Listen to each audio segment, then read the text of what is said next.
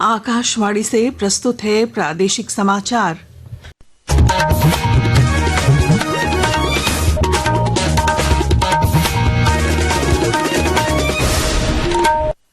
नमस्कार। प्रादेशिक समाचारों के साथ मैं पूनम केरकेट्टा। पहले मुख्य समाचार। घाटशिला उपचुनाव की घोषणा के साथ ही सियासी हलचल तेज। आज होगी एनडीए की बैठक। झामुमो ने 15 अक्टूबर को बुलाई केंद्रीय समिति की बैठक। बिहार विधानसभा चुनाव में सीट शेयरिंग को लेकर आज पटना में झामुमो नेताओं की राजद नेता तेजस्वी यादव के साथ बैठक। 7 सीटों पर दावा। सारंडा वन को अभयारण्य बनाने के मामले की कल सुप्रीम कोर्ट में सुनवाई। मुख्यमंत्री हेमंत सोरेन और मुख्य सचिव अविनाश कुमार दिल्ली में ली जा रही है कानूनी राय।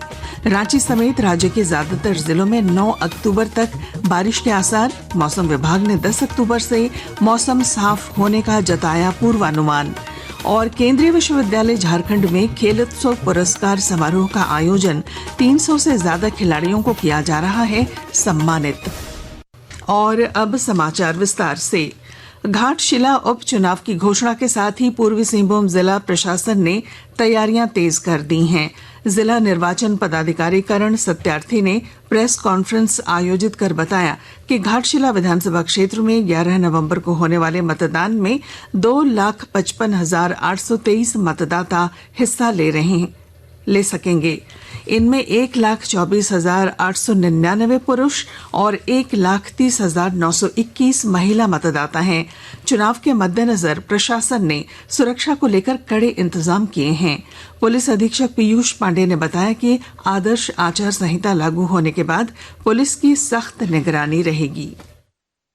सिक्योरिटी अरेंजमेंट्स की बात है, जो हमारे टोटल बूथ्स हैं उनकी सेंसिटिविटी के हिसाब से मैपिंग की जा रही है और सभी बूथों पर पुलिस का डिप्लॉयमेंट होगा। जो बूथ नक्सल रूप से थोड़े क्रिटिकल हैं उन पर सीएपीएफ का, जैप का एवं जिला पुलिस बल का डिप्लॉयमेंट होगा। टोटल 16 चेक नाके यहाँ पर बनाए गए हैं। इसके अलावा बहुत सारे पॉइंट्स पे लगातार चेकिंग जो जमशेदपुर में होती रहती है वो चेकिंग चालू रहेगी। जो भी हमारे नॉन बेलेबल वारंटी अपराधी हैं या जो फरारी हैं उनको गिरफ्तार करने के लिए और उनके वारंट्स को एग्जीक्यूट कराने के लिए लगातार अभियान चलाया जाएगा। जो आर्म्स वेरिफिकेशन और उनके सीजर की जो एक्सरसाइज है वो उपायुक्त की लीडरशिप में आने वाले टाइम में उसको स्टार्ट कर दिया जाएगा। घाटशिला उपचुनाव की घोषणा के साथ ही राज्य में सियासी हलचल भी तेज हो गई है। इस सिलसिले में आज रांची स्थित भाजपा प्रदेश कार्यालय में एनडीए की बैठक बुलाई गई है। बैठक में भाजपा प्रदेश अध्यक्ष बाबूलाल मरांडी, कार्यकारी अध्यक्ष आदित्य साहू के अलावा आजसू पार्टी से सुदेश महतो और जदयू विधायक सरयू राय शामिल हो सकते हैं। उधर मुख्यमंत्री और झामुमो के केंद्रीय अध्यक्ष हेमंत सोरेन ने घाटशिला उपचुनाव के सिलसिले में 15 अक्टूबर को रांची के हरमू स्थित सोहराय भवन में पार्टी की केंद्रीय समिति की बैठक बुलाई है। बैठक में उपचुनाव को लेकर रणनीति बनाने पर चर्चा होगी।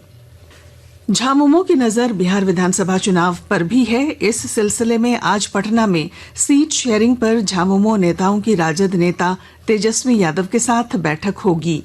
बैठक में झामुमो की ओर से मंत्री सुदिव्य कुमार और पार्टी के महासचिव विनोद कुमार पांडे शामिल होंगे। झामुमो के केंद्रीय प्रवक्ता मनोज पांडे ने कहा है कि बिहार विधानसभा चुनाव में पार्टी को उचित भागीदारी मिलेगी। की तैयारी मुकम्मल कर चुके हैं। वहाँ जो सीटें इंडिया गठबंधन की संयुक्त बैठक में जो अंतिम घोषणा की जाएगी, हमें सीटें मिलेंगी, उसका फीडबैक हमें है। गठबंधन के तहत हम चुनाव लड़ेंगे, उचित भागीदारी हमें मिलेगी। इस पर प्रदेश भाजपा ने झामुमो पर तंज कसा है। पार्टी के प्रदेश प्रवक्ता प्रतुल शाहदेव ने कहा कि बिहार में गठबंधन के नेताओं ने झामुमो को कोई तरजीह नहीं दी है।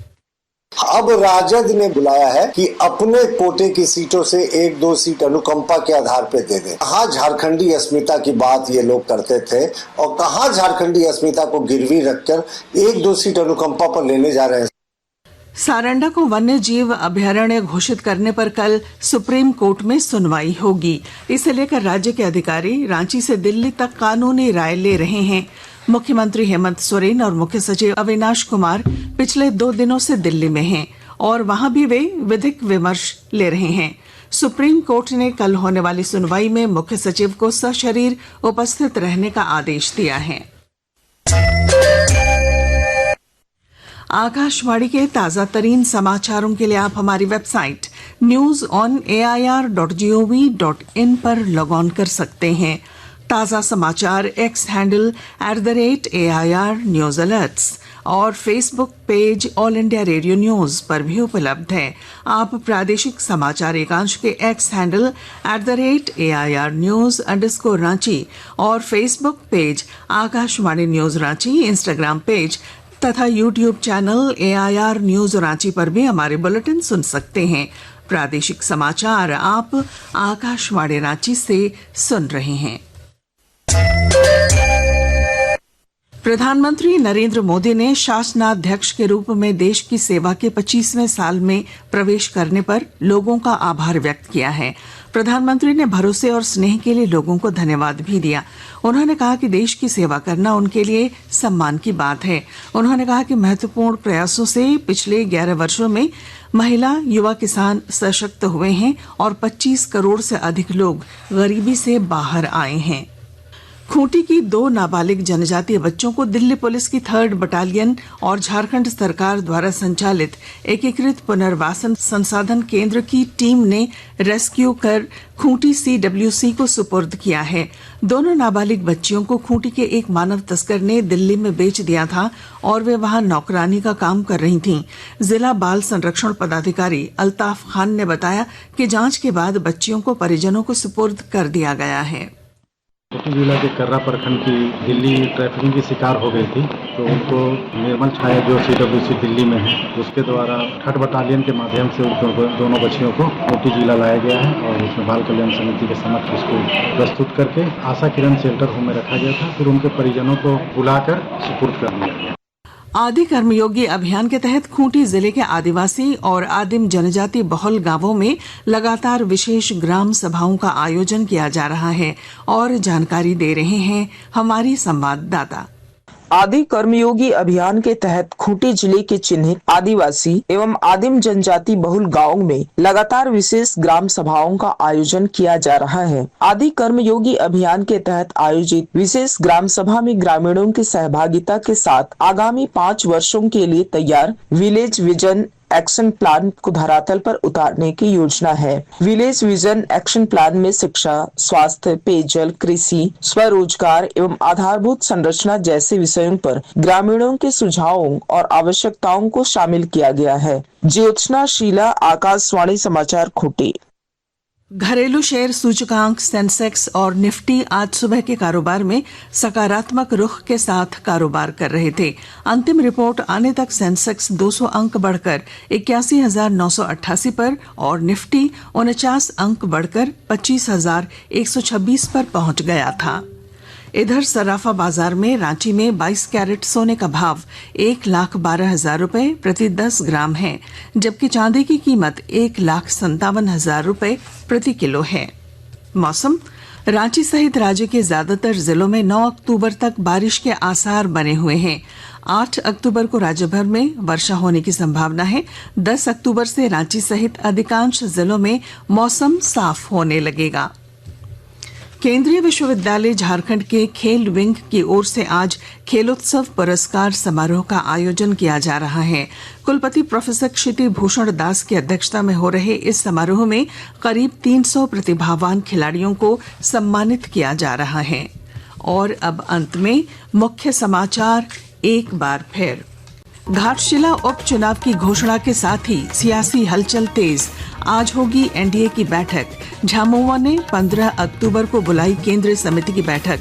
बिहार विधानसभा चुनाव में सीट शेयरिंग को लेकर आज पटना में झामुमो नेताओं की राजद नेता तेजस्वी यादव के साथ बैठक। 7 सीटों पर दावा। सारंडा वन को अभयारण्य बनाने के मामले की कल सुप्रीम कोर्ट में सुनवाई। मुख्यमंत्री हेमंत सोरेन और मुख्य सचिव अविनाश कुमार दिल्ली में ली जा रही है कानूनी राय।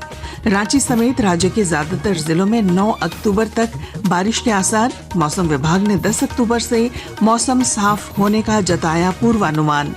और केंद्रीय विश्वविद्यालय झारखंड में खेलोत्सव पुरस्कार समारोह का आयोजन। 300 से ज्यादा खिलाड़ियों को किया जा रहा है सम्मानित। और इसके साथ ही आकाशवाणी रांची से प्रादेशिक समाचार का ये बुलेटिन समाप्त हुआ। अगला प्रादेशिक समाचार बुलेटिन दोपहर 2:55 पर प्रसारित किया जाएगा। नमस्कार।